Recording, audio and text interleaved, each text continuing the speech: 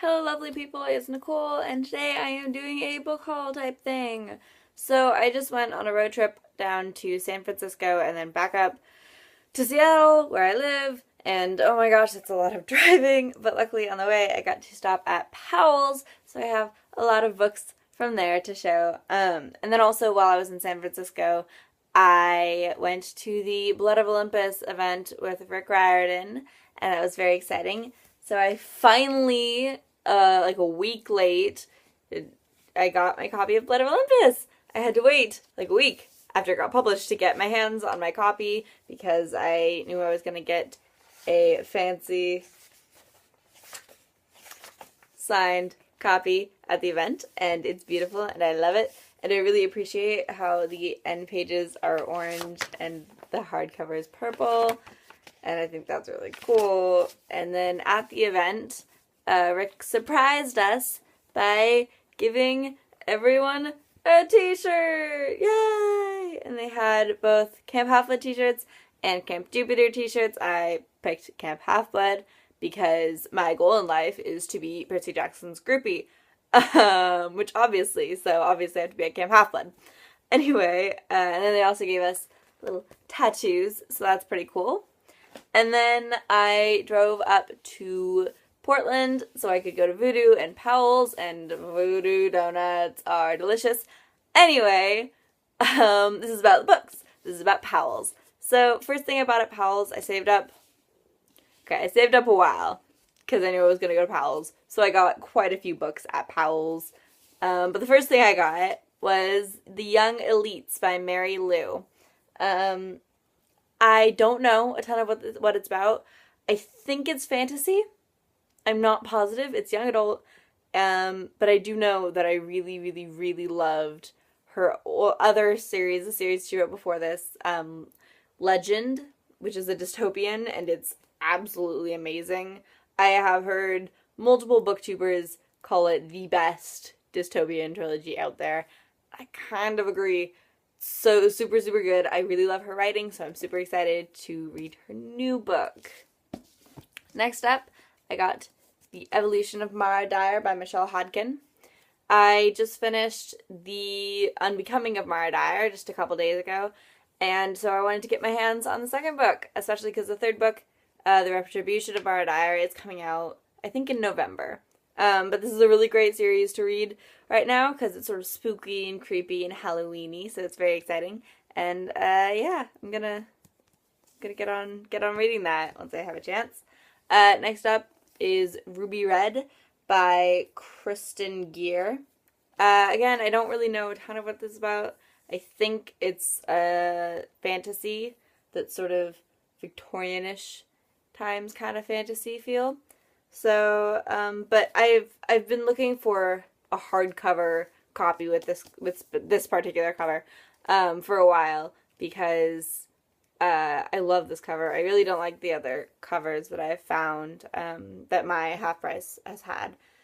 But I managed to find this gorgeous cover at Powell's, and it made me very happy. So yeah, I'm gonna get on. I feel like I'm saying I'm gonna get on reading this after all of them, but yeah. Anyway, next up is Everybody Sees the Ants by A.S. King. I picked this up because I have heard everyone, and by everyone I mean Ariel Bissett, talk about A.S. King just forever, and so I thought, hey, maybe I should read an A.S. King book, so I feel like this is the one that I've heard people talk about most. So I thought I'd pick it up. From what I've heard, A.S. King tends to write, like realistic fantasy, magical realism. That's what it's called. Magical realism type stuff. I think from the description, I think this is just, realistic. I don't think there's any fantasy in it. But it looks really good, and I'm really excited to read it. Alright.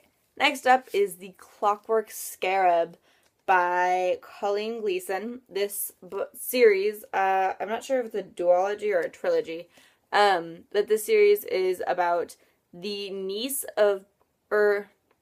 sister of Bram Stoker and the niece of Sherlock Holmes, and they joined together in sort of a steampunk Victorian times type thing to be an epic crime fighting duo, and that, if that doesn't sound awesome to you, I don't know what's wrong with you.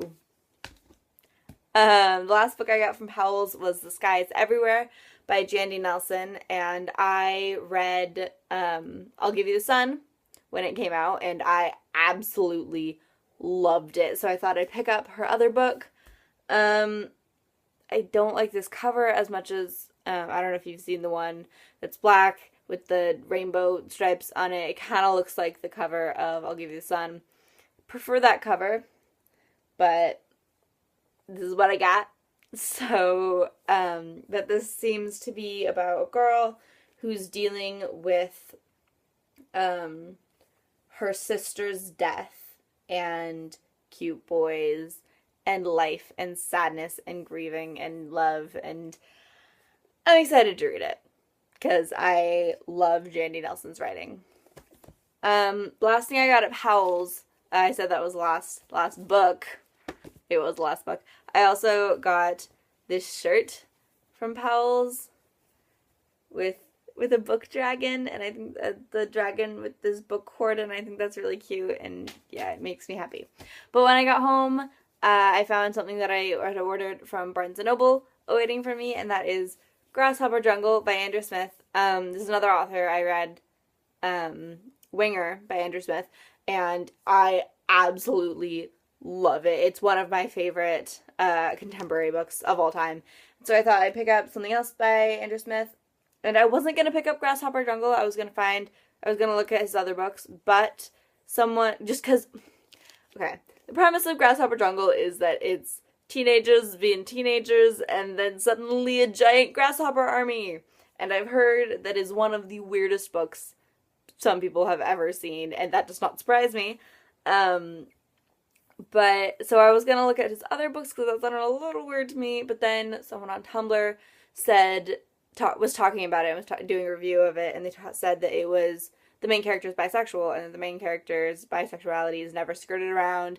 He never calls it anything other than, like, he actually uses the word bisexual, which, if you actually pay attention in media and in books and TV, you actually start to notice how rare it is that people actually use the word bisexual. And he actually uses the word bisexual, and he's in love with his two best friends who are a girl and a guy, and he's just completely unapologetic about it. And that was one of the things I really loved about Winger, that it was completely unapologetic, and it really felt really honest about teenagers expressing their sexuality and expressing their opinions on each other and on sex and about just life in general. And that's one of the things I really loved about Andrew Smith's writing. So I thought, why not? I will give the Grasshopper Army a go. So, Grasshopper Jungle by Andrew Smith. Then the next couple books are just things that I picked up in the past couple days, or weeks. That is, I say couple, there's two. So yes, it is a couple. Belzar by Meg Wolitzer. Again, this is something that a lot of booktubers have been talking about recently. From what I can tell, this is a girl who goes to a boarding school where they are studying Sylvia Plath, and it's sort of based around, inspired by The Bell Jar by Sylvia Plath, hence the name Belzar, which is kind of a play on the bell jar. Yeah, you get it. And I don't know much about the plot beyond that, but I have heard people say that it is really, really, really good. So, it's pretty short, so I'm excited to read it. And then the last book I have already read, and that is Black Ice by Becca Fitzpatrick. This is the Booksplosion book of the month, so use hashtag Black Ice Ice Baby. I love that hashtag. It makes me happy. But yeah, I already finished this book. I also read the Hush Hush series by Becca Fitzpatrick, and I was a little hesitant to read this because I had some issues with Hush Hush revolving around the relationship and the okayness. Is it okay? It seems a little sketchy, seems a little just sort of not... Okay, I had issues with Hush Hush. I guess I'll just leave it at that. But I not quite sure how I felt about this. I think it was definitely like a fun read and entertaining read. And I think it's a good read to read. I'm using the word read a lot. I think it's something good to read if you just want to sort of not think about it too much. If you just sort of take it at face value and, read it. It's a pretty quick read. Just sort of not analyze it too much, because I think if you overanalyze it, it would reveal a number of things that I'm not quite sure are super, I don't know, it just, so, okay, I'll explain the relationship. The main plot of this is it's these girls who get, or this main girl with her best friend who gets stuck on the mountain on the way up to their friend's cabin, and in the snow, and they get kidnapped by these two guys, and sort of the main plot is the main girl falling in love with one of the kidnappers. And so it's sort of a Stockholm Syndrome type thing, which is why it feels a bit sketch to me, and I'm not quite sure how I feel about it, because while I was reading it, I was like, oh my god, they're so cute. But I'm not quite sure how I feel about it. Maybe I should do some rereading. I don't know. But it definitely was an entertaining read, and I think in general I enjoyed it. But yeah, I did have a couple issues with it, but in general it was fun. It was a good quick read, which I think is kind of how the same I felt about Hush Hush. I think if you liked Hush Hush, you will really, really, really like Black Eyes. But something just felt a little off for me. Maybe that's just me. I don't know. But yeah, so that's the books I have. That's all of them. Are we gonna do this thing that people do where they... Let's see if I can... Okay. Yay! Books! Heavy! Ah! Okay. Ah! Yay! Look at all of them. They're so heavy. Yay! Alright. So, that's... Oh my god, books are falling. Okay, ow. That hurt. Okay. That was an adventure. So that's all the books I have for you right now. I will see you guys in another video at another time. Sorry, things are a little wobbly right now. It's like 1 o'clock in the morning and I'm way too lazy to edit this. So you get to fall on a pile of books. Adventure! Alright. Bye!